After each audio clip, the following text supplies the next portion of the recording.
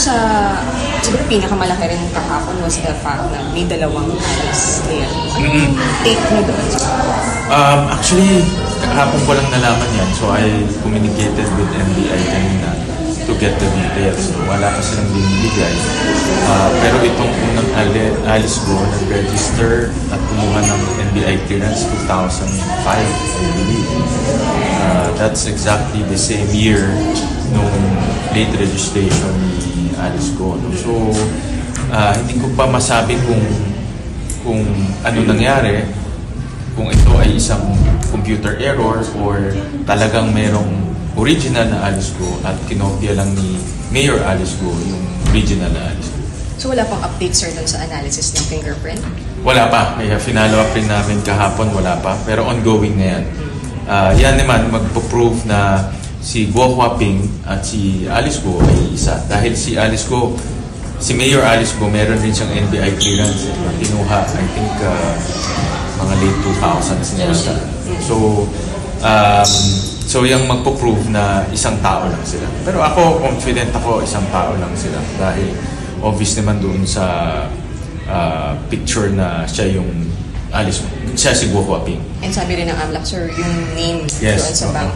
Doon sa kahapon din sa hearing, tinanong namin dahil kung nagbubukas ka ng bank account, kailangan mo ipasok yung mga personal information mo. No? Your name, your surname, including your mother's maiden name. At according to AMLAC sa hearing, sinulat ni Mayor Alice Go na ang kanyang mother's maiden name ay Wen Yi Lin, na maraming variations rin. But basically, yun na rin, si Wen Yi Lin.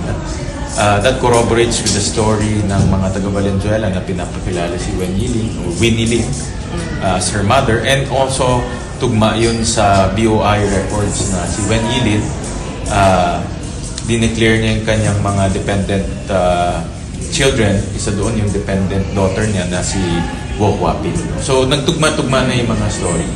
So, wala na siyang lusot, sir, on that aspect? Wala nang lusot. Airtight na ito. At kahapon rin narinig natin na ipa-file na ng PSA yung cancellation ng kanyang birth certificate. Kung nag-cancel yung kanyang birth certificate, obviously hindi na siya Filipino.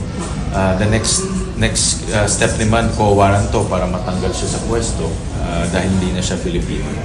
Sir, pero sabi nung abogado ni Mayor Alice, parang sobrang unfair naman daw yung pag-cancel ng kanyang birth certificate kung mga mali-maling entries lang ang issue at para matanggal yung kanyang citizenship. Nagsinungaling yung father niya. Hindi mali-maling entries yun. Deliberate yung pagsinungaling. Hindi nangyari sa isang birth certificate kundi sa 4 na birth certificate. No? So, hindi mali-mali yun. Talagang deliberate lies at nagsinungaling. No? So, pag pinayagan natin to, parang sinasabi na natin sa ibang nagle-late registration, pwede kang magsinungaling. No? At pwede kang magbigay ng mga peking impormasyon para makuha mo yung peking nationality. So, hindi magandang mensahe yan sa mga nagtatangkang gamitin itong late registration para sa kanilang peking nationality. Sir, yung previous interview ko dun sa abogado ni Mayor Alice before the hearing kahapon, ang sabi niya is nandito pa sa Metro Manila si Mayor Alice, but yesterday the mayor did not show up. Sa office niyo po ba may information kayo where the mayor is? Kahapon sinabi ng Bureau of Immigration nandito pa si Guo Huaping, nandito pa si Alice Go. So, meron na rin lookout para sa kanya all over the country. So, ibig sabihin na pag lalabas siya sa mga airports natin, pwede siyang i-detain, no? Dahil meron ng lookout. Lalong-lalo nang nag-file na yung PAOK ng kaso. So, ongoing yung kaso na sa human trafficking. So, nandito pa siya. No? Nandito pa siya. Sir, has your office tried looking for the other Alice Go?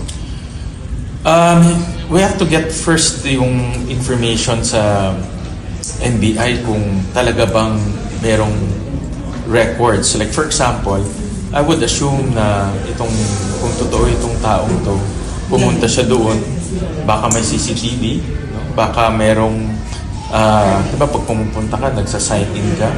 So baka may ibang information na magpapatunay na itong isang Alice Go ay totoong tao.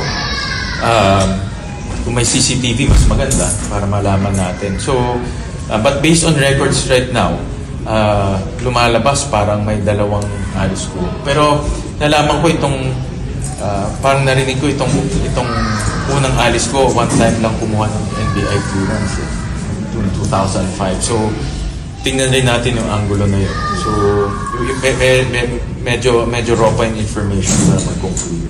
Sir, bakit kaya kailangan mag-steal ng identity if ganun na yung case?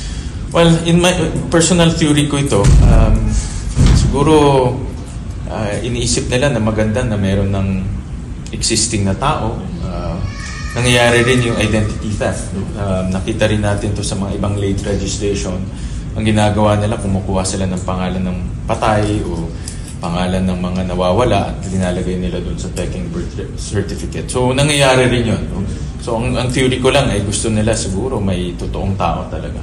But that's my own theory. Para makapasok and to do everything else. Yeah, para ma-register yung para magamit nila sa late registration. Last na lang, sir, sa Baycam siguro. Ay, sorry. Kung babaykan ka. Sir, on Alice ko pa rin. So, nakasagpina na siya. If hindi siya pumunta next hearing, may mag-i-issue ng detained na warrant. siya. Mag-i-issue ng warrant of arrest at ibibigay yan sa kapulisan natin para to implement. So that's the next step. Kung hindi siya pupunta, mag-i-issue ng warrant na para physically aarestuhin siya at dadalhin sa Senate. paano yung parents kaya? Yung parents niya, wala na tayong magagawa doon dahil nasa abroad na. No? Sinabi na ng Bureau of Immigration. At sa akin, flight is a sign of guilt. So tumakbo na sila. Again, no? Chinese citizen sila, so wala naman silang obligation manirahan dito sa atin. So mahirapan na tayo i-implement yung subpoena sa kanila. Pero yung iba, as far as we know, nandito pa sa Pilipinas. So yung hindi niya pag-attend, do you think it's a sign of guilt? I would say na naiipit na kasi siya at napo-corner na at lumiliit na yung kanyang mundo at lumalabas na yung mga ebidensya na siya si Guo Huaping at the more she will answer and the more she will lie, magagamit yan against her in court. No? So I think hindi siya nag-attend dahil malalagay talaga siya sa mapapwersa siya magsinungaling o mapapwersa siya magsabi ng totoo. Sir, last on Alice, ano pong ma-advise niyo sa kanya considering na pwedeng maglabas ng warrant? Well, mag-attend siya sa Senate. No? At ang advice ko siguro, magsabi siya ng totoo. Dahil in evidence, hindi na nila ma-disprove yan. Masyadong very clear na, ang daming corroborating evidences at mahirapan na siyang magsinungaling. No? So magsabi na lang siya ng totoo at sabihin niya kung sino yung mga nasa likod nitong Pogo, sino yung tumulong sa kanila para makakuha ng late registration. Tulungan niya na lang yung bansa natin na maayos yung sistema natin at mahinto yung mga criminal activities na nangyayari sa atin. Sir, sorry, meron pa pala. May kasama sa presentation yesterday. Ayan si Mayor Alice, may Cassandra. Si Cassandra, yes. And ito, sino yan, sir? And ito po, may picture rin with PRRD. Yeah. So, would you know, sir, anong details nitong pictures na to? Yeah, unfortunately, si Cassandra, in-invite namin hindi pumunta. Sentro siya dito sa Porac Pogo Hub. Nakita namin siya yung nag-apply para sa Lucky South 99. Yung kanyang pangalan nasa Whirlwind Corporation as one of the incorporators. So, sentro siya dito sa investigation ng Porac Pogo Hub.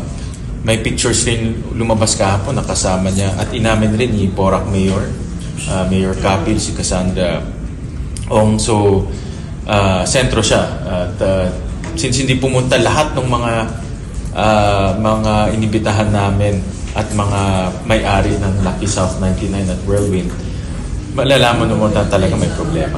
Kasi kung wala kang tinatago, dapat pumunta ka na on the first hearing.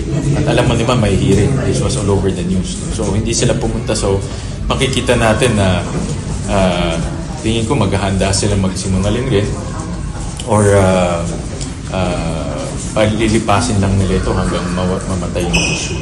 But definitely, hindi kami titigil hanggat mapuwersa silang pumunta sa Senado. If ever hindi sila pupunta next year, magsusumpi na rin kami. Sir, ito, big boss ba yan ng Pogo, illegal Pogo? Ito pong guy. Shades. Hindi ko siya ma-pinpoint, no? Hindi ko siya ma-pinpoint ngayon. Or does this prove na may connection siya talaga sa... Yes, prove yan na si Cassandra Ong at si Alice Go ay magkakilala, no? And if you look at the pictures, si Cassandra Ong is not an ordinary person. Meron siyang big bike. There are pictures also ni Alice Go na may big bike rin siya. Nakita rin namin yun. So, they share the same hobbies. Again, these are all personal observation and analysis. Ito kaya, sir, anong connection with PRRD? Alam mo, as politiko, in picture with PRD, as politiko, ang dami nagpapapicture sa mga politiko. No? So, I don't want to speculate on that. Baka nagpapicture lang sa kanya. Maybe during the time of PRD, nung presidente siya, alam naman natin, maraming nagpapapicture. So, presidente siya, baka nagpapicture lang. So, I don't want to speculate on